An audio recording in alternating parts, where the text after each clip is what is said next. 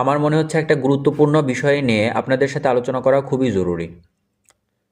এই বিষয়ে আপনারা ক্লিয়ার থাকলে অনেক উপকৃত হবেন ইনশাআল্লাহ।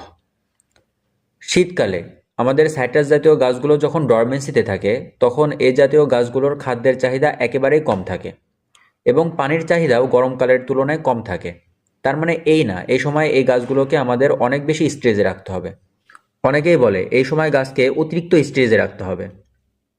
এইরকমভাবেও তো বলে যে গাছের গোড়া একদম শুকিয়ে রাখতে হবে, সামান্য পরিমাণে পানি দিতে হবে, কাপে করে পানি দিতে হবে, এরকম কথাও আমি শুনেছি। কিন্তু আসলে এরকম কিছু না।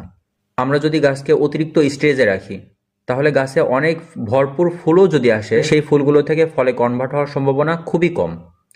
আর যদি আমরা গাছকে এই পরিমাণ পানি প্রয়োগ করি যতটুকু পানি গাছের প্রয়োজন, তাহলে গাছে যদি কমও ফুল আসে, সেই ফুলগুলো থেকে ফলে কনভার্ট হওয়ার সম্ভাবনা অনেক বেশি। আমরা যদি গাছের গোড়া একদম শুকিয়ে ফেলি, যার কারণে গাছ যদি দুর্বল হয়ে যায় এবং পুষ্টিহীনতায় ভোগে, তাহলে দুর্বল আর পুষ্টিহীনতায় ভোগা গাছ থেকে আমরা ভালো ফুল এবং ফল কিভাবে আশা করতে পারি?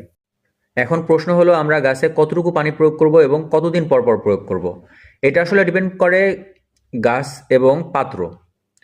গাছের গোড়া যেন একদম শুকিয়ে না যায়। গাছের গোড়া একদম শুকানোর পূর্বে হালকা আর্দ্রতা থাকতেই গাছে অল্প পরিমাণে পানি দিয়ে দিব।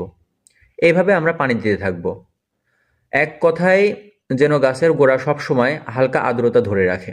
গাছের গোড়া বলতে গাছ যে পাত্রে আছে, এই পাত্রের সম্পূর্ণ মাটিটাকে আমি বুঝিয়েছি।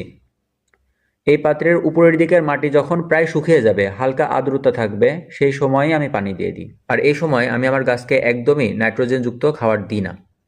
যে কোনো ভিডিও দেখে বিভ্রান্ত হয়ে ভুল পরিচর্যা করে নিজের শখের গাছ এবং বাগানকে ক্ষতিগ্রস্ত করবেন না।